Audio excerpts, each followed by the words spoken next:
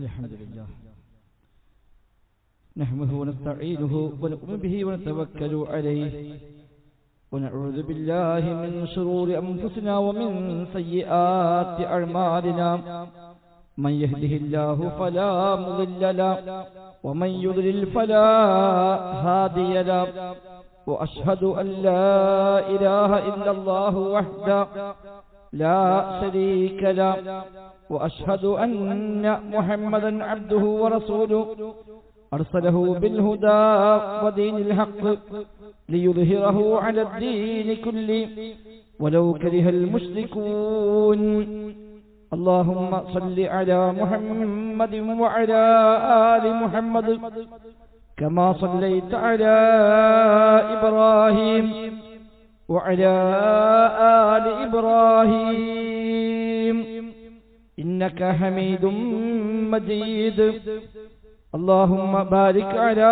محمد وعلى آل محمد كما باركت على إبراهيم وعلى آل إبراهيم إنك حميد مجيد أما بعد فإن خير الكلام كلام الله وخير السنن سنن محمد صلى الله عليه وسلم وشر الأمور محدثاتها وكل محدثة بدعة وكل بدعة ضلالة وكل ضلالة في النار. أعوذ بالله من الشيطان الرجيم. بسم الله الرحمن الرحيم. يا أيها الذين آمنوا اتقوا الله حق تقاته ولا تموتن إلا وأنتم مسلمون. بسم الله الرحمن الرحيم. وسارعوا إلى مغفرة من ربكم وجنة عرضها السماوات والأرض أعدت للمتقين الذين ينفقون في السراء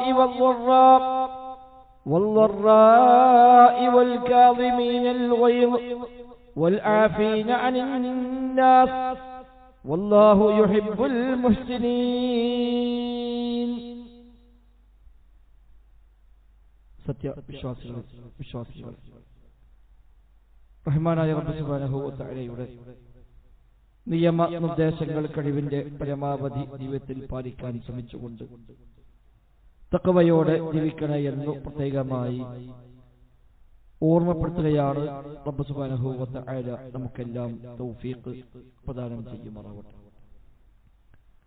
ജീവിതത്തിലെ എല്ലാ മേഖലയും അല്ലാഹു തആല അവന്റെ ഖൈറും ബറക്കത്തും നമ്മിലെല്ലാം വർഷിക്കുമാറാവട്ടെ. ദുആ ചെയ്യണമെന്ന് പ്രത്യേകമായി പറഞ്ഞേൽപ്പിച്ച പല സഹോദരികളുമുണ്ട്. നമ്മുടെ വളരെ പ്രധാനപ്പെട്ട ഒരു ഭാരവാഹിയുടെ ഭാര്യാപിതാവ് അത്യാസന്ന നിലയിൽ ഹോസ്പിറ്റലിലാണ്. റബ്ബ് സുബ്ഹാനഹു വ തആല എല്ലാവർക്കും ശിഫ പ്രദാനം ചെയ്യുമാറാവട്ടെ. അനുഭവിക്കുന്ന വേദനയ്ക്ക് അല്ലാഹു തആല തക്കതായ പ്രതിഫലം നൽകി അനുഗ്രഹിക്കുമാറാവട്ടെ. വിശുദ്ധ റമദാനിലേക്ക് പ്രവേശിക്കുവാനും ആ റമദാനിനെ അനുകൂലമായി ഉപയോഗപ്പെടുത്തുവാനുമുള്ള മഹാഭാഗ്യം നൽകി റബ്ബ് സുബ്ഹാനഹു വ തആല നമ്മെ എല്ലാം അനുഗ്രഹിക്കുമാറാവട്ടെ. ശഅബാൻ മാസത്തിലാണ് നാം ഉള്ളത്. ഇന്ന് ഫെബ്രുവരി 7 ശഅബാനും 7. 3 ആഴ്ച കൂടി കഴിഞ്ഞാൽ ഇൻഷാ അല്ലാഹ് ആയുസ് ബാക്കിയുള്ളവർക്ക് വിശുദ്ധ റമദാനിലേക്ക് പ്രവേശിക്കാൻ കഴിയും എന്ന് നാം പ്രതീക്ഷിക്കുന്നു. അപ്പോൾ നമുക്കെല്ലാം അതിന് സൗഭാഗ്യം നൽകി അനുഗ്രഹിക്കുമാറാവട്ടെ. വിശ്വാസിയെ സംബന്ധിച്ച് ഏറ്റവും പ്രധാനപ്പെട്ട സന്ദർഭമാണ് റമദാൻ എന്നത് പ്രത്യേകം പറയേണ്ട കാര്യമില്ല. ആ റമദാനിലേക്കുള്ള എല്ലാ അർത്ഥത്തിലുമുള്ള ഒരുക്കത്തിന്റെ സമയമാണ് ശഅബാൻ എന്നത്. റസൂലുള്ളാഹി സ്വല്ലല്ലാഹു അലൈഹി വസല്ലമ ശഅബാനിൽ ധാരാളമായി നോമ്പെടുക്കാറുണ്ട് എന്ന് ഹദീസിൽ നമുക്ക് കാണാൻ സാധിക്കും. ഉസാമ റളിയല്ലാഹു അൻഹു പറയുന്നു, നബി തങ്ങളുടെ ഈ നോമ്പ് വർദ്ധിപ്പിക്കുന്ന രീതി കണ്ടപ്പോൾ ഞാനൊരിക്കൽ ചോദിച്ചു, അല്ലാഹുവിന്റെ റസൂലേ, മാ നറാക തസൂമു മിൻ ശഹ്രിൻ മിന ശുഹൂർ മാ തസൂമു ഫീ ശഅബാൻ മിൻ ശഅബാൻ. ശഅബാൻ മാസം നോമ്പെടുക്കുന്നത് പോലെ മറ്റൊരു മാസത്തിൽ താങ്കൾ നോമ്പെടുക്കാറില്ലല്ലോ. എന്താണ് ഈ മാസം ഇങ്ങനെ നോമ്പെടുക്കാനുള്ള കാരണമെന്ന് ചോദിക്കുമ്പോൾ നബി തങ്ങൾ പറഞ്ഞ മറുപടി കാണാം, ദാക ശഹ്റുൻ യഗ്ഫലുൻ നാസു ബൈന റജബിൻ വ റമദാൻ.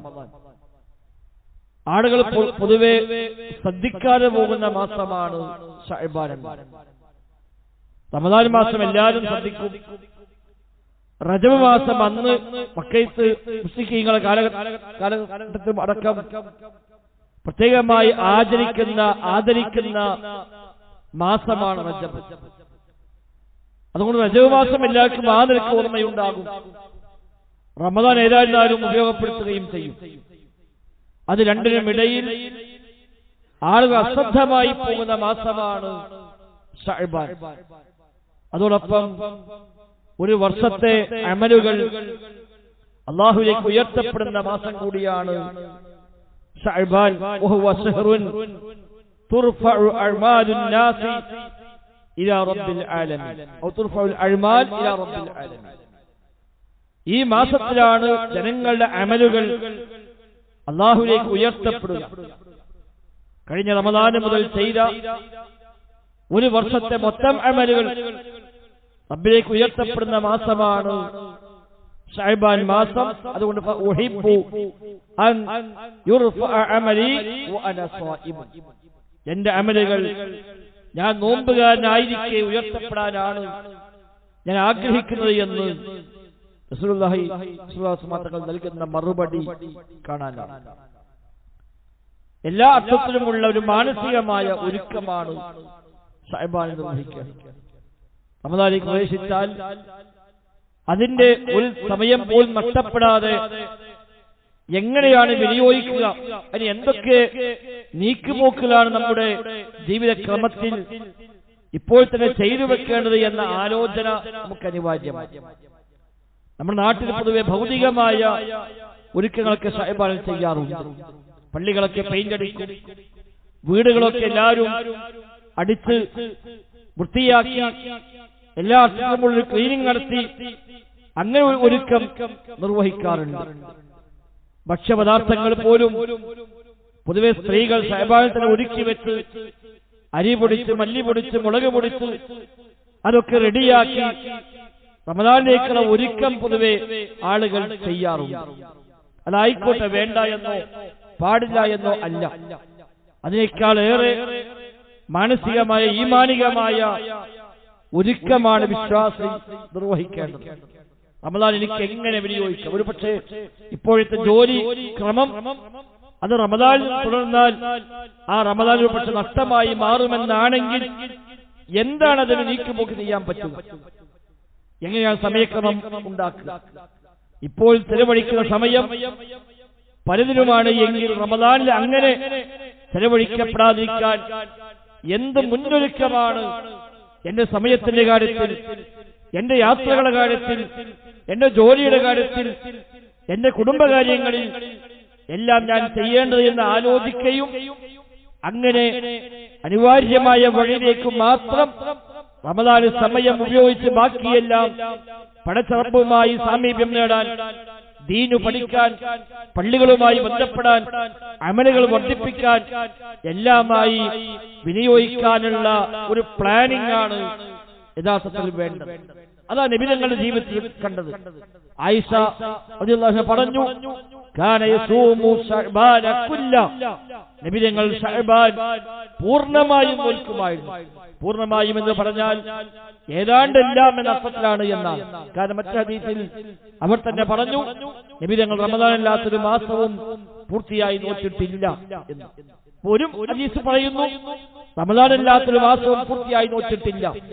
ഈ ഹദീസിൽ പറയുന്നു ശഅബാൻ പൂർണ്ണമായും നോൽക്കുമായിരുന്നു. വൈരുദ്ധ്യമല്ല. അവിടെ കുല്ലഹു എന്ന് പറഞ്ഞാൽ ഈ ജുല്ലഹു എന്ന അർത്ഥമാണ് എന്നാണ്. ഏതാണ്ട് എല്ലാം ശഅബാനിലെ ഏതാണ്ട് തുച്ഛമായ ദിവസങ്ങൾ മാത്രമാണ് നോമ്പെടുക്കാതിരിക്കുക. ബാക്കി ഏതാണ്ട് എല്ലാ ദിവസവും നബി തങ്ങൾക്ക് നോമ്പായിരുന്നുവെന്ന് ആയിഷ റളിയല്ലാഹു അൻഹ പഠിപ്പിക്കുന്നുണ്ട്.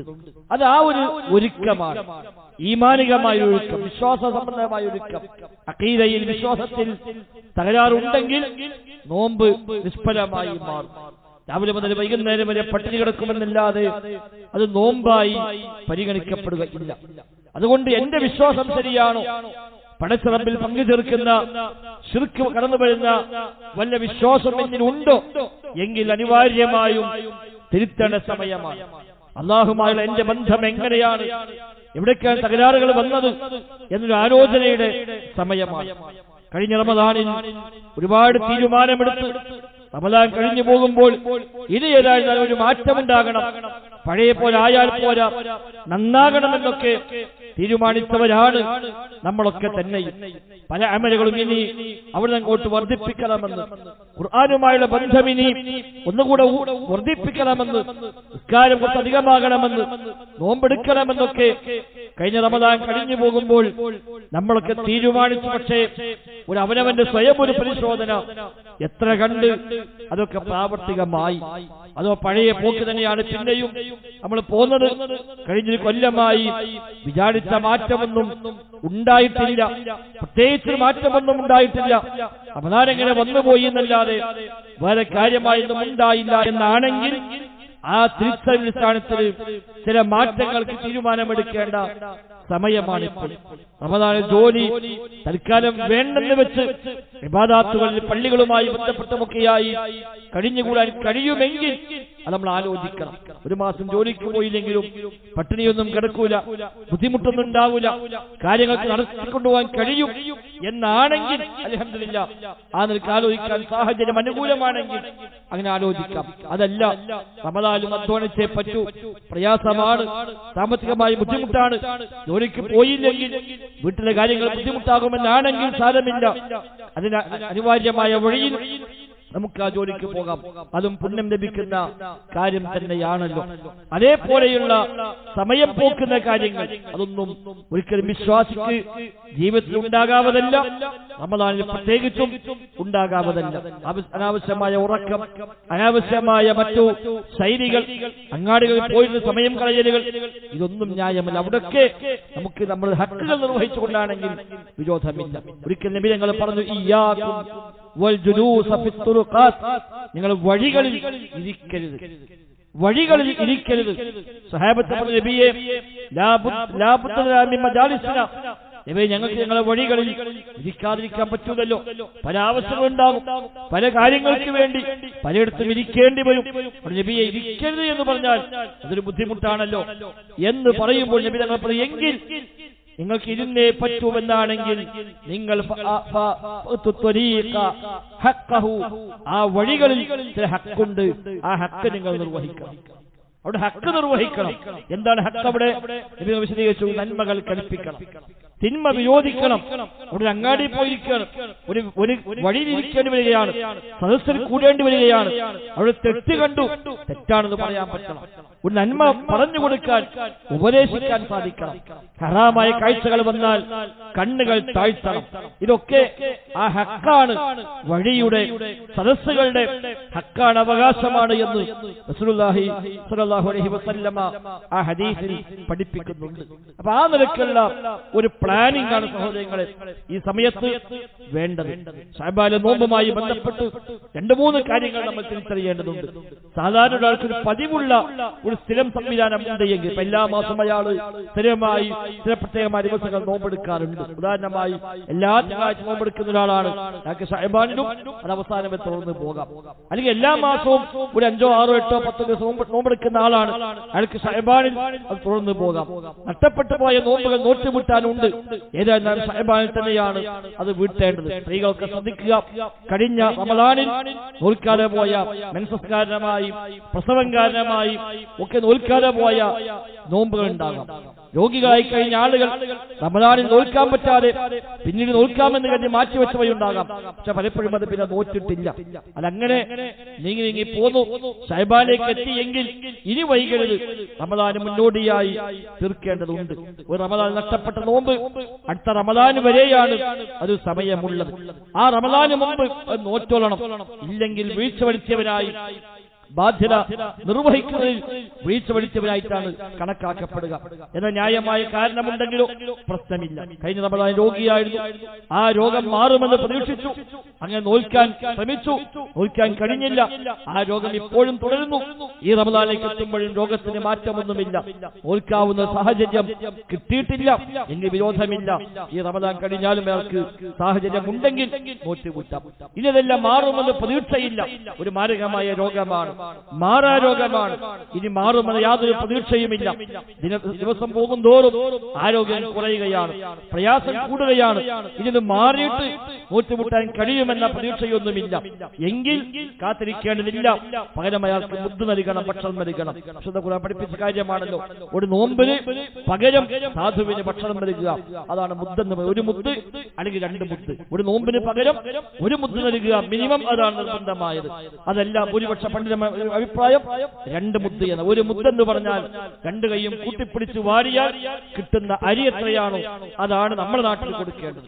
2 കൈയും ഇങ്ങനെ കൂട്ടിപ്പിടിച്ചാൽ ഒരു 1/2 കിലോ അരി, അല്ലെങ്കിൽ ഏറി വന്നൊരു 600 ഗ്രാം അരി, അതാണ് സാധാരണഗതിയിൽ ഒരാൾ 2 കൈയും കൂട്ടിപ്പിടിച്ച് വാരിയാൽ ഉണ്ടാവുക. അതാണ് ഒരു മുദ്ദ്. അപ്പൊ ഒരു നോമ്പിന് ഒരു മുദ്ദ്, അല്ലെങ്കിൽ ഒരു നോമ്പ് 2 മുദ്ദ്. 2 അഭിപ്രായങ്ങൾ പണ്ഡിത ലോകത്തുണ്ട്. ഏറ്റവും മിനിമം ഒരു മുദ്ദ് കൊടുത്താൽ ബാധ്യത വീടി. അതല്ല 2 മുദ്ദ് കൊടുക്കാൻ കഴിയുമോ അതാണ് നല്ലത്. ഇനി അതിലേക്ക് അരിക്ക് പുറമെ മറ്റു വല്ലതൊക്കെ വേണോ, പച്ചക്കറിയും അതേപോലെ മാംസവും മത്സ്യവും ഒക്കെയായി ഒരു ഭക്ഷണമായി ഉപയോഗിക്കാൻ പറ്റാവുന്ന വല്ലതും വേണോ, കൊടുത്ത നല്ല കാര്യം. ഇതൊന്നും ഇല്ല, ഒരു അരി മാത്രം കൊടുത്തു, കടമ വീടാൻ അത് മതി എന്നാണ്. ഈ ഭക്ഷണമുണ്ടാക്കി ആ ഭക്ഷണത്തിലേക്ക് സാധുവിനെ വിളിച്ചു എന്നാലും മതി. വീട്ടിലൊരാളെ ഭക്ഷണത്തിൽ വിളിച്ചുകൊണ്ടുവന്നു, ഒരു മിസ്കീനെ ഈ നെയ്യത്തിൽ വിളിച്ചു, അയാൾ വന്ന് ഭക്ഷണം കഴിച്ചു പോയി, അത് മതി. അരിയായി തന്നെ കൊടുക്കണമെന്നില്ല. ഒരു ഹോട്ടലിൽ ഏൽപ്പിച്ചു, ഞാൻ ഭക്ഷണം കഴിച്ചോ, പൈസ ഞാൻ കൊടുക്കാം. ഏറി വന്ന ഒരു 30 രൂപ, ഒരു 50 രൂപ കൊടുത്താൽ ഒരു നേരത്തെ സാധാരണ ഭക്ഷണം അവിടെ കഴിക്കാലോ. അങ്ങനെ 10 നോമ്പുണ്ടെങ്കിൽ 10 മിസ്കീന്മാർക്ക്, അല്ലെങ്കിൽ ഒരു മിസ്കീന് 10 തവണയായി ഒക്കെ നൽകിയാൽ തന്നെ ആ ബാധ്യത വീടി. അതൊക്കെ നിർവഹിക്കേണ്ട സമയം അവസാന സമയമാണ്. ഈ സമയം റമളാനിൽ കടന്നാൽ പിന്നെ കുറ്റക്കാരായി മാറി, തന്റെ ബാധ്യത നിർവഹിച്ചില്ല എന്ന കുറ്റം അയാൾക്കുണ്ടാകും. ന്യായമായ കാരണമുണ്ടെങ്കിൽ കുഴപ്പമില്ല. നേരത്തെ പറഞ്ഞ പോലെ രോഗം മാറിയിട്ടില്ല, പ്രായം കൂടിയ മനുഷ്യരാണ്, ആരോഗ്യാവസ്ഥയിലേക്കൊന്നും തിരിച്ചു വന്നിട്ടില്ല, അയാൾക്ക് ന്യായമുണ്ട്. ആ ന്യായമുണ്ടെങ്കിൽ ഈ റമളാൻ കഴിഞ്ഞിട്ട് അയാൾ നോറ്റാലും പ്രശ്നമൊന്നുമില്ല. ഇത് കൊല്ലം മറിയുമ്പോൾ അതിന് ഒരു അഡീഷണലായി വല്ല പ്രായശ്ചിത്തവും ചെയ്യേണ്ടതുണ്ടോ, ഒരു എക്സ്ട്രാ മുദ്ദ കൊടുക്കേണ്ടതുണ്ടോ? മദ്ഹബിലൊക്കെ അഭിപ്രായമുണ്ട്. ഷാഫി മദ്ഹബിലൊക്കെ ഒരു വർഷം കടന്നുപോയാൽ ആ വർഷം പിന്തിപ്പിച്ചതിന് ഒരു പ്രായശ്ചിത്തം എന്ന നിലയ്ക്ക് ഒരു മുദ്ദ കൂടി അധികം എണ്ണം കൊടുക്കണമെന്നൊക്കെ ഷാഫി മദ്ഹബിൽ ഫിഖഹിലൊക്കെ പണ്ഡിതന്മാർ ചർച്ച ചെയ്തിട്ടുണ്ട്. അങ്ങനെ വേണമെന്ന് പറയാൻ വ്യക്തമായ തെളിവുകളൊന്നും ലഭ്യമല്ല. അല്ലാഹു അഅലം. ഏതാണെങ്കിലും അത്തരം ഉത്തരവാദിത്വം നിർവഹിക്കുക. നേർച്ചയാക്കിയ നോമ്പുണ്ട് എങ്കിൽ അത് നോറ്റ് വീട്ടുക. ഇങ്ങനെയൊക്കെയുള്ള ബാധ്യതകൾ തീർക്കുക. ഒരുങ്ങേണ്ടതൊക്കെ ഒരുങ്ങുക. പടച്ച റബ്ബുമായുള്ള നമ്മുടെ ബന്ധങ്ങളെ ഒന്ന് പരിശോധനാ വിധേയമാക്കുക. ചെയ്തു പോയ ഒരുപാട് തിന്മകൾ, ചെയ്തുകൊണ്ടേയിരിക്കുന്ന പല തിന്മകൾ ഉണ്ടാകാം. അതൊക്കെ എങ്ങനെയാ ഒഴിവാകാൻ പറ്റുന്ന ആലോചിച്ച് അതൊക്കെ രക്ഷപ്പെടുക. പരീക്ഷയുമായി ബന്ധപ്പെടുന്ന ആളുകൾ ഉണ്ടെങ്കിൽ റമളാന് മുമ്പ് നിർബന്ധമായും ഒഴിവായേ പറ്റൂ. ആ പലിശയിൽ ഇടപെട്ടുകൊണ്ടിരിക്കാൻ തന്നെ അത് നോമ്പ് നോക്കുന്നു, നിസ്കരിക്കുന്നു. പ്രത്യേകിച്ച് അതുകൊണ്ട് പ്രയോജനമൊന്നുമില്ല. വലിയ ഗൗരവമാണ് പലിശയുടെ കാര്യം. നിസ്സാര വിഷയങ്ങൾക്ക് പോലും ചെന്ന് ലോൺ എടുക്കുന്ന സമ്പ്രദായം എന്ന് വ്യാപകമാണ്. വീട് വെക്കാൻ ലോൺ എടുക്കുന്നവർ, മക്കളെ പഠിപ്പിക്കാൻ ലോൺ എടുക്കുന്നവർ, ചികിത്സിക്കാൻ ലോൺ എടുക്കുന്നവർ, വാഹനം വാങ്ങാൻ ലോൺ എടുക്കുന്നവർ, എന്തു ന്യായം പറഞ്ഞാലും അതൊന്നും ന്യായമല്ല. അല്ലാഹുവും റസൂലും യുദ്ധം പ്രഖ്യാപിച്ചതാണ് പലിശ എന്നുള്ളത് മറക്കാതിരിക്കുക. പലിശ വാങ്ങുന്നവൻ അള്ളാഹിനോട് യുദ്ധം ചെയ്യാൻ തയ്യാറാവുകയാണ്, അള്ളാഹിന്റെ റസൂലിനോട് യുദ്ധം ചെയ്യാൻ തയ്യാറാവുകയാണ്. ആർക്കാ സഹോദരങ്ങളെ കഴിയുക ഒരിക്കലും സാധ്യമല്ല. അതുകൊണ്ട് അത്തരം തിന്മയിലൊക്കെ പെട്ടുപോയെങ്കിൽ അത് അനിവാര്യമായി നിർബന്ധമായും ഒഴിവായേ പറ്റൂ റമദാനിലേക്ക് പ്രവേശിക്കും മുമ്പ്. അതല്ല അതൊക്കെ എങ്ങനെ മാസാമാസം അടവടിച്ച് പോകുന്നുണ്ട്, അതിന് പലിശയും കൊടുക്കുന്നുണ്ട്, നമ്മൾ നോമ്പ് നോക്കുന്നുണ്ട്, അതിന് പ്രത്യേകിച്ച് വലിയ കാര്യമൊന്നുമില്ല. ഓതി വെച്ച ആയത്ത് തന്നെ എന്നാണ്. അള്ളാന്റെ മഗ്ഫിറത്തിലേക്ക് നിങ്ങൾ ധൃതിപ്പെട്ടു വരുവീൻ, വേഗത്തിൽ വരുവീൻ, വേഗം വരുവീൻ. സാബിഖു മറ്റു സ്ഥലത്തുള്ള പറഞ്ഞങ്ങനെയാണ്, സാബിഖു മുൻകടക്കുവീൻ, എല്ലാരും മറികടന്ന്, എല്ലാരും മുൻകടന്ന് മുന്നോട്ട് വരൂ, വേഗം വരുവെന്നാണ് അള്ളാഹു തആല ആഹ്വാനം ചെയ്യുന്നത്. പരലോകത്ത് സ്വർഗത്തേക്കുള്ള വഴിയിൽ സ്പീഡ് കൂട്ടാനാ അള്ളാഹു പറഞ്ഞത്. ദുനിയാവിലെ ഏത് വഴിയിലും സ്പീഡ് കുറയ്ക്കാനാ പറയുക. ഏത് റോട്ടിലും വേഗം കുറയ്ക്കുക, സ്ലോവാവുക, സ്പീഡ് കുറയ്ക്കുക. സ്പീഡ് കൂടിയാൽ അപകടമാണ്. പരലോകത്താവട്ടെ സ്വർഗത്തിലേക്കുള്ള വഴിയാവട്ടെ വേഗം കൂട്ടാനാണ് പറഞ്ഞത്. വേഗത്തിൽ വരുവീൻ ഇലാ മഗ്ഫിറത്തിൻ മിൻ റബ്ബിക്കും, റബ്ബിന്റെ മഗ്ഫിറത്തിലേക്ക്, പാപമോചനത്തിലേക്ക്, വജന്നത്തിൻ സ്വർഗത്തിലേക്ക്, അർളുഹസ് സമാവാതു വൽ അർള് ആകാശഭൂമികളെക്കാൾ വിശാലതയുള്ള ആ സ്വർഗത്തിലേക്ക് നിങ്ങൾ വേഗത്തിൽ വരൂ. അത് മുത്തഖീങ്ങൾക്കുള്ളതാണ്. ഉഇദ്ദത്തിൽ മുത്തഖീൻ, മുത്തഖീങ്ങൾക്കുള്ളതാണ്. അടുത്ത ആയത്തുകളൊക്കെ പരിശോധിച്ചാൽ ആരാണ് ആ മുത്തഖി എന്നാണ് അല്ലാഹു അവിടെ പഠിപ്പിക്കുന്നത്. ഒന്നല്ല പറഞ്ഞത് ചെലവഴിക്കുന്ന ആളുകൾ, പ്രയാസഘട്ടത്തിലും സന്തോഷവേളയിലുമെല്ലാം ചെലവഴിക്കുന്ന ആളുകൾ തഖ്വയുടെ അടയാളമാണ്. ദേശത്തെ അടക്കി വെക്കുന്നവർ തഖ്വയുടെ ലക്ഷണമാണ്. ദേശം വരുന്നുണ്ട്, പക്ഷേ ആ ദേശം ഒതുക്കി വെക്കുന്നു. അയാൾ ദേഷ്യപ്പെടാറില്ല, അയാൾ അങ്ങനെ ക്ഷമ കൈവിടാറില്ല. അത് തഖ്വയുടെ ഭാഗമാണ്. ജനങ്ങൾക്ക് മാപ്പ് നൽകുന്നവരാണ്. ആളുകൾ പലതും പറയും, ആളുകൾ നമ്മളെ പറ്റി പലതും പറയും, പലതും ചെയ്യും, പല അന്യായങ്ങളും ആളുകൾ നമ്മളെ പറ്റി പ്രചരിപ്പിക്കും. സാരല്ല, എല്ലാം മാപ്പ് നൽകുക. അല്ലാഹ് നമുക്ക് മാപ്പ് നൽകണമെന്നാണല്ലോ നമ്മുടെ ആഗ്രഹം. എങ്കിൽ നമ്മളും മാപ്പ് നൽകുക മറ്റുള്ള ആളുകൾക്ക്. വല്ലാഹു യുഹിബ്ബുൽ മുഹ്സിനീൻ. നാലാമത്തെ കാര്യം, നന്മ ചെയ്യുന്നവർ അല്ലാഹു തആലക്ക് ഇഷ്ടമാണ്. അഞ്ചാമത്തെ കാര്യം, തെറ്റ് ചെയ്തു പോയാൽ അല്ലാഹനെ ഓർക്കുക, ഫസ്തഗ്ഫിറൂ ലിദുനൂബിഹിം എന്ന് അല്ലാഹനോട് ഇസ്തിഗ്ഫാർ നടത്തുക. തെറ്റ് സംഭവിച്ചു, ചെയ്തു പോയി എങ്കിൽ ആ തെറ്റ് ചെയ്താൽ അല്ലാഹനെ ഓർമ്മയായി പടച്ച റബ്ബ് ചെയ്യാൻ പാടില്ല പറഞ്ഞ കാര്യമാണല്ലോ, അല്ല വിലക്കിയ കാര്യമാണല്ലോ. ചെയ്തു പോയല്ലോ, അല്ലാഹനെ പറ്റി ഓർത്തു, റബ്ബേ പുറത്തു തരണം, അസ്തഗ്ഫിറുല്ലാഹ്, അല്ലാഹുമ്മ ഗ്ഫിർലി എന്ന് റബ്ബിനോട് പൊറുക്കലെത്തേണ്ട ആളുകൾ അവരൊക്കെയാണ് തഖ്വയുള്ള ആളുകൾ. വലം യുസിറു അലാ മാ ഫഅലു വഹും യഅലമൂൻ. അറിഞ്ഞുകൊണ്ട് ആ തിന്മയിൽ ഉറച്ചു നിൽക്കാത്തവർ, അത് വല്ലാത്ത ഭാഗമാണ്. അറിഞ്ഞുകൊണ്ട് തിന്മയിൽ ഉറച്ചു നിൽക്കാത്തവർ, തെറ്റാണ് എന്നറിയാം, ചെയ്യാൻ പാടില്ല എന്നറിയാം, എന്നിട്ടും ആ തെറ്റങ്ങനെ തുറന്നുകൊണ്ടേയിരിക്കുന്നു. അത് മുത്തഖീകളുടെ ശൈലിയല്ല. അവർ തെറ്റാണെന്ന് ബോധ്യമുണ്ടോ പിന്നെ തെറ്റ് ചെയ്യാനില്ല. പലിശ പാടില്ല എന്ന് അറിയാത്ത ആരാണ്? വിചാരം പാടില്ലെന്ന് അറിയാത്ത ആരാണുള്ളത്? തോന്നിവാസികൾ കാണാൻ പാടില്ല, കേൾക്കാൻ പാടില്ല എന്ന് അറിയാത്ത ആരാണുള്ളത്? കൈക്കൂലി വാങ്ങാൻ പാടില്ല, കൊള്ളലാഭം പാടില്ല, അന്യായമായ സമ്പാദ്യം പാടില്ല എന്ന് ആർക്കറിഞ്ഞുകൂടാത്തത്? നിസ്കാരം ഉപേക്ഷിക്കാനും പാടില്ല എന്ന് അറിയാത്ത ആരുണ്ട്? നോമ്പെടുത്തേ പറ്റു നിർബന്ധമാണ് എന്ന് അറിയാത്തവൻ ആരാണുള്ളത്? സക്കാത്ത് കൊടുക്കാൻ കടപ്പെട്ടവരാണെങ്കിൽ കൊടുത്തേ മതിയാകൂ എന്ന് അറിയാത്ത ആരുണ്ട്? സഹോദരങ്ങളെ, ഒരു കൊല്ലത്തെ വരുമാനം കണക്കൂട്ടി നോക്കുമ്പോൾ നമ്മുടെ വീട്ടിലെ അത്യാവശ്യ ചെലവുകൾ കഴിച്ച്, അഥവാ വീട്ടിലെ ഭക്ഷണം, ചികിത്സ ആവശ്യമുണ്ടെങ്കിൽ ചികിത്സ, ഫോണിന്റെ ബില്ല്, കറണ്ട് ബില്ല്, വീടിന്റെ ടാക്സ്, മാതാപിതാക്കളെ നോക്കുന്നുണ്ടോ, അവരുടെ ചെലവ്, അങ്ങനെ തുടങ്ങി അത്യാവശ്യമായ ഒരാളുടെ അടിസ്ഥാന ആവശ്യങ്ങൾ കഴിച്ച് ബാക്കി മിച്ചമുള്ളത് 590 ഗ്രാം വെള്ളിയുടെ പൈസ, 10.5 പവൻ സ്വർണത്തിന്റെ മൂല്യം ഒരാൾക്കൊരു കൊല്ലത്തിൽ ബാക്കിയാകുമെങ്കിൽ, വെള്ളിയുടെ വില നമുക്ക് ബാക്കിയാകുമെങ്കിൽ നാം അത് സക്കാത്ത് കൊടുത്തേ പറ്റൂ. ആവറേജ് ഒരു 50,000 രൂപ ഉണ്ടാകും. അത് ഒരു കൊല്ലത്തെ വരുമാനം നോക്കുക, ഒരു കൊല്ലത്തെ ചെലവ് നോക്കുക. അയാൾക്ക് ആ ചെലവ് കഴിച്ചാൽ 50,000 രൂപ ഒരു കൊല്ലം ബാക്കിയാകാൻ വകുപ്പുണ്ടോ? അയാൾ സക്കാത്ത് കൊടുക്കേണ്ട ആളാണ്. ഏറ്റവും ചുരുക്കി പറഞ്ഞാൽ സാധാരണഗതിയിൽ ഒരാൾക്ക് 50,000 രൂപ ശമ്പളം വാങ്ങുന്നുണ്ട്, 25,000 ശമ്പളം വാങ്ങുന്നുണ്ട്. 25,000 ശമ്പളം വാങ്ങിയ 12 മാസം കൊണ്ട് 3 ലക്ഷം ശമ്പളം വാങ്ങും. ഒരു മാസത്തെ ശരാശരി ചെലവ് 15,000 രൂപയുണ്ട് എങ്കിൽ 10,000 ബാക്കിയാകാൻ വകുപ്പാണ്. 10,000 ബാക്കിയാകാൻ വകുപ്പുണ്ടെങ്കിൽ 12 മാസം കൊണ്ട് 1,20,000 ബാക്കിയായി. 2.5% 3,000 രൂപ സക്കാത്ത് കൊടുത്തോളം നഷ്ടം. ഇത് അനിവാര്യമായ നിർബന്ധ ബാധ്യതയാണ്. ഒരു വർഷത്തിന് തന്റെ അടിസ്ഥാന ആവശ്യങ്ങൾ കഴിച്ച് മിച്ചമുള്ളത് ഒരു 50,000 രൂപയുടെ ലെവലിലേക്ക് ഉണ്ടാകാൻ വകുപ്പുണ്ടെങ്കിൽ, പൈസ കയ്യിലുണ്ടായിക്കോളുന്നില്ല, അതിനെ വകുപ്പുണ്ടെങ്കിൽ അത് സക്കാത്ത് കൊടുക്കാൻ ബാധ്യതപ്പെട്ടവരാണ്. എന്നാൽ അതേ സമയത്ത് വീട് വെക്കാൻ വേണ്ടി സ്ഥലം വാങ്ങി ഉള്ള പൈസ കയ്യിൽ കൊടുത്തു, സക്കാത്ത് കൊടുക്കേണ്ടതില്ല. അയാളുടെ ആവശ്യങ്ങൾക്ക് വാഹനം വാങ്ങി, സക്കാത്ത് കൊടുക്കേണ്ടതില്ല. അയാൾക്ക് പെട്ടെന്ന് അസുഖം വന്നു, അയാളുടെ മക്കൾക്ക് അയാളുടെ മാതാപിതാക്കൾക്ക് അസുഖം വന്നു, പ്രതീക്ഷിക്കാത്ത ചെലവ് വന്നു, ഈ സമ്പാദിച്ചു വെച്ച എല്ലാം കൂടി കൊടുത്തിട്ടും അത് തികഞ്ഞില്ല, ഓക്കെ, അയാൾ സക്കാത്ത് കൊടുക്കേണ്ടതില്ല. അടിസ്ഥാന ആവശ്യങ്ങൾ കഴിച്ച് മിച്ചം വരുന്ന തുക അതാണ് കണക്കാക്കേണ്ടത്. അത് 590 ഗ്രാം വെള്ളിയുടെ മൂല്യം എത്രയാണോ ആ മൂല്യം അയാൾക്ക് ബാക്കിയാകാൻ വഴിയുണ്ടെങ്കിൽ അയാൾ 2.5% സക്കാത്ത് കൊടുക്കണം. അത് ബിൽഡിങ്ങിന്റെ വാടകയായാലും ശമ്പളമായാലും മറ്റൊരു വരുമാനമാണെങ്കിലും ഒക്കെ അങ്ങനെ തന്നെയാണ്. ഇതിലൊക്കെ എന്റെ നിലപാട് എന്താണ് എന്ന് നമ്മൾ ആലോചിക്കും. ഓരോരുത്തർ അവനെ പറ്റി ആലോചിക്കുക, എന്താണ് ഞാനതിൽ ചെയ്യിക്കുന്ന നിലപാട്, അതൊക്കെ ശ്രദ്ധിക്കലുണ്ടോ? അതല്ല, പള്ളി വരും, ജുമാഴ്ക്കും വരും, റമദാൻ മാസം നോമ്പ് നോൽക്കും, അതിനപ്പുറത്ത് പ്രത്യേകിച്ചൊന്നും ആലോചിച്ചിട്ടില്ല, അങ്ങനെ അങ്ങ് ജീവിച്ചു പോവുകയാണ് എന്നാണെങ്കിൽ അത് പോരാ. മുത്തഖീങ്ങൾക്ക് വേണ്ടി തയ്യാറാക്കപ്പെട്ടാണ് സ്വർഗം. ആ സ്വർഗം കിട്ടണം. അത് ഏറ്റവും പറ്റിയ സമയമാണ് റമദാൻ. അതിലേക്കൊന്ന് ഒരുങ്ങുക പോലും ചെയ്യാതെ റമദാനും മറ്റു മാസങ്ങളെ പോലെ വന്നുപോയത് നമ്മൾ അറിഞ്ഞില്ല എന്നാണെങ്കിൽ സഹോദരങ്ങളെ എന്തു കാര്യമുണ്ട്? അതുകൊണ്ട് ഒരു പുനരാലോചന, ഒരു ആത്മപരിശോധന, ഒരു വിചിന്തനം, ഒരു ഒരുക്കം ഈ സമയത്ത് നമ്മൾ നടത്തേണ്ടതുണ്ട്. അനിവാര്യമായും വർദ്ധിപ്പിക്കേണ്ട നന്മകളെ നാം വർദ്ധിപ്പിക്കുക.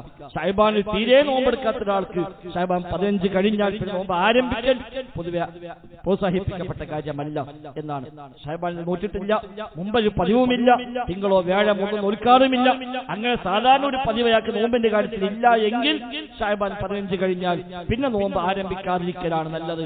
മുമ്പേ ശഅബാൻ തുടക്കത്തിൽ തുടങ്ങി അയാൾക്ക് അവസാനം വരെ നോൽക്കാം. റമദാനിന്റെ 1-2 ദിവസം മുമ്പ് അവസാനിപ്പിക്കുകയാണ് വേണ്ടത്. യൗമുശക്ക് റമദാൻ ആകുമോ ഇല്ലെന്ന് സംശയമുള്ള ദിവസമാണെങ്കിൽ അത് നോമ്പെടുക്കാതിരിക്കുക എന്നതാണ് അതിന് ഏറ്റവും നല്ല മാതൃക. ഏതാണെങ്കിലും എല്ലാ നന്മയിലും കഴിവിന്റെ പരമാവധി ആത്മാർത്ഥമായി മുന്നോട്ട് വരാൻ നാം പരിശ്രമിക്കുക. അല്ലാഹു തആല തൗഫീഖ് പ്രദാനം ചെയ്യുമാറാവട്ടെ. അൽഹംദുലില്ലാഹ് നഹ്മദുഹു വനസ്തഈനുഹു വനുഅ്മിനു ബിഹി വനതവക്കലു അലൈഹി. اللهم صل على محمد وعلى آل محمد كما صليت على إبراهيم وعلى آل إبراهيم إنك حميد مجيد. സഹോദരന്മാർ, റഹ്മാനായ റബ്ബ് സുബ്ഹാനഹു വ തആലയുടെ നിയമനിർദ്ദേശങ്ങൾ കഴിവിന്റെ പരമാവധി ജീവിതത്തിൽ പാലിക്കാൻ ശ്രമിച്ചുകൊണ്ട് മുത്തഖീങ്ങളായി ജീവിക്കണം എന്ന് ഒരിക്കൽ കൂടെ ആവർത്തിച്ച് ഓർമ്മപ്പെടുത്തുകയാണ്. അല്ലാഹു സുബ്ഹാനഹു വ തആല തൗഫീഖ് പ്രദാനം ചെയ്യുമാറാകട്ടെ. അല്ലാഹുവിന്റെ ദീന് പഠിക്കുക എന്നത് ഇത് വിശ്വാസിക്ക് അനിവാര്യമായ കാര്യമാണ്. ദീനീ വിജ്ഞാനങ്ങളിൽ 2 തരം അറിവുണ്ട്. ഒന്ന് ഫർള് ഐനായ കാര്യം, വ്യക്തിപരമായ നിർബന്ധമുള്ള കാര്യം, നിസ്കാരം, നോമ്പ്, സക്കാത്ത്, ഹജ്ജ് തുടങ്ങിയ നിത്യജീവിതത്തിൽ അനിവാര്യമായി വരുന്ന മേഖലകളിലുള്ള അടിസ്ഥാന വിവരം, അത് ഫർള് ഐനാണ്. അതെല്ലാവരും പഠിച്ചേ പറ്റൂ. എങ്ങനെ നിസ്കരിക്കണം അത് പള്ളിക്ക് ഉസ്താദിന് മാത്രം അറിഞ്ഞാൽ പോരാ, അത് നമ്മളും വേണം പഠിക്കണം. നോമ്പിന്റെ നിയമങ്ങൾ, നോമ്പ് മുറിയുന്ന കാര്യങ്ങൾ, നോമ്പിൽ പാലിക്കേണ്ട കാര്യങ്ങൾ നമ്മളെല്ലാവരും പഠിച്ചേ പറ്റും. അത് ഫർള് ഐനാണ്. അല്ലാഹുവിനെ കുറിച്ചുള്ള കാര്യം, ആ വിശ്വാസ കാര്യങ്ങൾ പഠിച്ചേ പറ്റൂ. ഈമാൻ കാര്യം, ഇസ്ലാം കാര്യം അത് അറിഞ്ഞേ പറ്റൂ. അറിയാതിരിക്കാൻ നിർവാഹമില്ല. എന്നാൽ ഫർള് കിഫായ കാര്യമുണ്ട്, എല്ലാവർക്കും അറിയേണ്ടതില്ലാത്ത, അത് സമൂഹത്തിൽ അറിയുന്നവർ ഉണ്ടാകണം. ആ നിൽക്കുന്ന കാര്യം. എല്ലാ നിയമങ്ങളും നമുക്കെല്ലാം അറിയണമെന്നില്ല. ഒരാൾ മരിച്ചാൽ സ്വത്തെങ്ങനെ ഓഹരി വെക്കണം നമുക്ക് അറിഞ്ഞോളുന്നില്ല. പക്ഷെ അറിയുന്ന ആളുകൾ സമൂഹത്തിലുണ്ടാകും. അപ്പൊ നമുക്ക് ആവശ്യമുണ്ടെങ്കിൽ അവരെ വിളിക്കാം, അവര് ചോദിക്കാം, അവര് പറഞ്ഞുതരും. അത് മതി. എല്ലാവരും ആ നിയമം പഠിക്കണമില്ല. ഒരാൾ മരിച്ചു എങ്ങനെ കുളിപ്പിക്കണം അതെല്ലാവരും പഠിച്ചോളുന്നില്ല. പക്ഷെ അത് പഠിച്ചവരുണ്ടാകണം. അങ്ങനെയുള്ള പൊതുവായി ബാധ്യത, ഫർള് കിഫായയായ സാമൂഹ്യ ബാധ്യതയായ അറിവുകളുമുണ്ട്. വിശ്വാസകാര്യങ്ങളുടെ വിശദാംശങ്ങൾ അതിൽപ്പെട്ടതാണ്. ആരാധനാ കർമ്മങ്ങളെ വിശദാംശങ്ങൾ അതിൽപ്പെട്ടതാണ്. അതൊക്കെ സമൂഹത്തിൽ അത് അറിയുന്നവർ ഉണ്ടാകണം. വിവരമുള്ള ആരുമില്ലെങ്കിൽ എല്ലാവരും കുറ്റക്കാരായി. വിവരമുള്ള ആരെങ്കിലും ഒരാളുണ്ടെങ്കിലോ എല്ലാവരുടെയും ബാധ്യത കഴിഞ്ഞു. ഒരാവശ്യ സമയത്ത് അവരിലേക്ക് മടങ്ങാമല്ലോ, അവിടെ ചോദിക്കാമല്ലോ. അങ്ങനെ ചോദിച്ചാൽ പണി തരാൻ പറ്റാവുന്ന ആളുകൾ നാടുകളിൽ ഉണ്ടാകണം. അത്തരം ആളുകൾ ഉണ്ടാക്കിയെടുക്കൽ സമൂഹത്തിന്റെ കടമയുമാണ്. ഏതാണെങ്കിലും റമദാനെ കടക്കുമ്പോൾ നമ്മൾ ഇപ്പോഴേ ഒന്ന് പഠിക്കാൻ തയ്യാറാവുക. നോമ്പുമായി ബന്ധപ്പെട്ട വിധിവിലക്കുകൾ നമ്മൾ പഠിക്കാം. എന്തൊക്കെ പാലിക്കാം, നമ്മുടെ നോമ്പിനെ എങ്ങനെയാണ് 100ൽ 100 മാർക്ക് വാങ്ങാൻ കഴിയും. SSLC പരീക്ഷ വരുമ്പോ എന്ന് നമ്മൾ ഒരുങ്ങുന്നുണ്ട് അതിനു വേണ്ടി. ഉറക്കം പോലും ഒഴിവാക്കി, ഭക്ഷണം പോലും നിയന്ത്രിച്ച്, എങ്ങോട്ടും പോകുന്നില്ല, കല്യാണത്തിന് പോലും പോകുന്നില്ല, വീട്ടിൽ നിന്ന് പുറത്തിറങ്ങുന്നില്ല. SSLC പരീക്ഷയാണെന്ന് പറഞ്ഞ് നമ്മൾ ഒരുങ്ങുന്നു. ആവശ്യമാണ്. അതുപോലെ അതിനേക്കാളേറെ ഒരുക്കം ആവശ്യമുണ്ട്. ഒന്ന് ഒരുങ്ങുക. റമദാൻ മാസം വരാണല്ലോ. എന്തൊക്കെയാണ് റമദാൻ നിയമങ്ങൾ, നോമ്പിന്റെ പ്രതിഫലം കുറയ്ക്കുന്ന കാര്യം എന്തൊക്കെയാണ് ഒന്ന് പഠിക്കാൻ നമ്മൾ തയ്യാറാവുക. നാളെ ഇൻഷാ അല്ലാഹ് ഇവിടെ ആ വിഷയത്തിൽ മാത്രം ഒരു ക്ലാസ് ഉണ്ട്. നാളെ മഗ്‌രിബിന് ശേഷം നമ്മുടെ ഈ പള്ളിയിൽ വെച്ച് നാളെ ശനിയാഴ്ച മഗ്‌രിബിന് ശേഷം അഹ്ലൻ റമദാൻ, റമദാന്റെ സ്വാഗതം എന്ന പേരിൽ ഒരു പ്രോഗ്രാം നാം വെക്കുന്നുണ്ട്. നോമ്പുമായി ബന്ധപ്പെട്ട് നമ്മൾ അറിയേണ്ടുന്ന എല്ലാ വിഷയങ്ങളും ഇൻഷാ അല്ലാഹ് അവിടെ ചർച്ചയ്ക്ക് വരും. നമ്മളൊക്കെ കുടുംബസമേതം അത് ഉപയോഗപ്പെടുത്താൻ പരമാവധി പരിശ്രമിക്കണം. ഒരുപക്ഷെ റമദാനിൽ നമുക്കത് വെളിച്ചമായി മാറും. ആ ക്ലാസ് ആയിരിക്കും ഒരുപക്ഷെ ഒരു വെളിച്ചമായി മാറും. നമ്മൾ വിചാരിക്കാത്ത ധാരാളം കാര്യങ്ങൾ മനസ്സിലാകുമ്പോൾ ആ നോമ്പിന് കുറച്ചുകൂടെ തഖ്വ കൂടാൻ, ഈമാൻ കൂടാൻ അത് പര്യാപ്തമാണ്. ആ നിലയ്ക്ക് നാം അതിനെ ഉപയോഗപ്പെടുത്തുക. അതേപോലെ റമദാനിലും കുറച്ചൊക്കെ ദീനു പഠിക്കാൻ സമയം കണ്ടെത്തും. ഏതായാലും ബാക്കി മാസങ്ങളൊക്കെ നമ്മുടെ ജോലിയും ഏർപ്പാടും കച്ചവടങ്ങളും ഒക്കെ നമ്മൾ ഇങ്ങനെ പോകണം. രാവിലെ എഴുന്നേറ്റാൽ രാത്രി 10 മണിയും 11 മണിയും 12 മണിയും ആവാതെ കിടക്കാൻ പലർക്കും പറ്റാറില്ല. നമ്മളങ്ങനെ ഓടുകയാണ് നമ്മുടെ ജീവിത ആവശ്യങ്ങൾക്ക് വേണ്ടി. എന്നാൽ ഒരു മാസത്തിൽ ഈ റമദാനിലെങ്കിലും നേരത്തെ ഷെഡ്യൂളൊക്കെ ഉണ്ടാക്കി അത്യാവശ്യമില്ലാത്ത കണ്ട് ഒഴിവാക്കി വെച്ച് കുറച്ചൊന്ന് പഠിക്കാനിരിക്കാം. കുറച്ചൊന്ന് ഖുർആനെ പഠിക്കുക, അഖീദ പഠിക്കുക, തഫ്സീറൊക്കെ ഒന്ന് വായിക്കുക. നമുക്ക് പരിഭാഷകളുണ്ട്, ഒന്ന് അത് വായിച്ചാൽ മതി. ഒരു തീരുമാനിക്കുക. റമദാൻ മാസം 30 ദിവസം കൊണ്ട് ഒരു 30 ദിവസം ഒന്ന് അർത്ഥം ഒന്ന് വായിച്ചു പോകണം എന്ന് നമുക്ക് ആലോചിച്ചു. പരിഭാഷ മറിച്ചിട്ട് അർത്ഥമൊന്നങ്ങാണ്ട് വായിച്ചു പോകാൻ ഈ റമദാനിൽ ഒന്ന് ഒരുങ്ങണം എന്ന് എന്തുകൊണ്ട് നമുക്കിപ്പോ തീരുമാനിച്ചു. ഒരു ദിവസം ഒരു ജുസിന്റെ അർത്ഥം വായിച്ചാൽ 30 ദിവസം കൊണ്ട് 30 ജുസിന്റെ അർത്ഥം വായിച്ചു കഴിയും. അങ്ങനെയൊക്കെ ഒരു ആലോചന, ഒരു തഫ്സീറൊന്ന് പഠിക്കാം. അല്ലെങ്കിൽ ദീന് പഠിക്കുന്ന സംവിധാനങ്ങൾ റമദാൻ മാസം എവിടെയൊക്കെ ഉണ്ടോ എന്നാൽ ഈ റമദാൻ അവിടെ പോയിക്കൂടാ, ആ പള്ളിയിൽ പോയിക്കൂടാ. അവിടെ ക്ലാസ് ഉണ്ടാവും, അല്ലെ അവിടെ ഉസ്താദുമാർ പലരുള്ള പള്ളിയാണ്. ശരി, നമുക്ക് അവിടെ പോകണം. കുറച്ച് ദീനൊക്കെ പഠിക്കാനും അഖീദ പഠിക്കാമല്ലോ, കുറച്ച് ആ നിലക്കുള്ള ദീനിയ വിജ്ഞാനം നേടാമല്ലോ എന്നൊക്കെ ഒരു ആലോചന നമ്മൾ നിർവഹിക്കണം. അതിനനുസരിച്ച് ഒരു ഒരുക്കം നമ്മൾ നടത്തണം. ഇന്ന പള്ളിയിൽ നമ്മൾ ഇന്ന ഉസ്താദുമാരൊക്കെ ആയിക്കോട്ടെ, ഈ റമദാൻ നമുക്ക് ആ പള്ളിയിൽ പോയി എടുക്കും. അങ്ങനെ ഓലപ്പയിൽ കുറച്ച് കാര്യമൊക്കെ കേട്ടും വായിച്ചും പഠിച്ചും ഒക്കെ എന്തെങ്കിലുമൊക്കെ ഒരു ഇൽമ കിട്ടിയാൽ അൽഹംദുലില്ലാഹ് അത് മുതലായി എന്ന് നമുക്ക് പ്ലാൻ ചെയ്യാം. അങ്ങനെയൊക്കെയുള്ള നന്മകളെ പറ്റി ആലോചിച്ചുകൊണ്ട് അത് നല്ല പ്ലാൻ ചെയ്തുകൊണ്ട് റമദാനെ മാക്സിമം ഉപയോഗപ്പെടുത്താൻ നാം പരിശ്രമിക്കണം. അല്ലാഹു തആല തൗഫീഖ് പ്രദാനം ചെയ്യുമാറാവട്ടെ. എല്ലാ നന്മയിലും ഭാഗവാക്കായി നന്മയിൽ മുന്നേറി സ്വർഗ്ഗത്തിലേക്ക് എത്താൻ സഹോദരങ്ങളെ നമുക്ക് സാധിക്കണം. ജീവിതം എപ്പോഴും അവസാനിക്കാം. എപ്പോൾ അവസാനിച്ചാലും സന്തോഷത്തോടെ സമാധാനത്തോടെ കുഞ്ഞാവുന്ന യാത്ര പോകാനും സ്വർഗ്ഗത്തിലേക്ക് എത്താനും നമുക്ക് സാധിക്കണം. അല്ലാഹു തആല തൗഫീഖ് പ്രദാനം ചെയ്യുമാറാവട്ടെ. അല്ലാഹുമ്മ റബ്ബനാ ആതിനാ في الدنيا حسنة وفي الآخرة حسنة وقنا عذاب النار. اللهم اغفر للمؤمنين والمؤمنات والمسلمين والمسلمات الأحياء منهم والأموات إنك مجيب الدعوات وقاضي الحاجات. ربنا اصرف عنا عذاب جهنم إن عذابها كان غراما إنها ساءت مستقرا ومقاما. اللهم ربنا تقبل منا، ربنا تقبل منا، ربنا تقبل منا إنك أنت السميع العليم وتب علينا إنك أنت التواب الرحيم. آمين برحمتك يا أرحم الراحمين.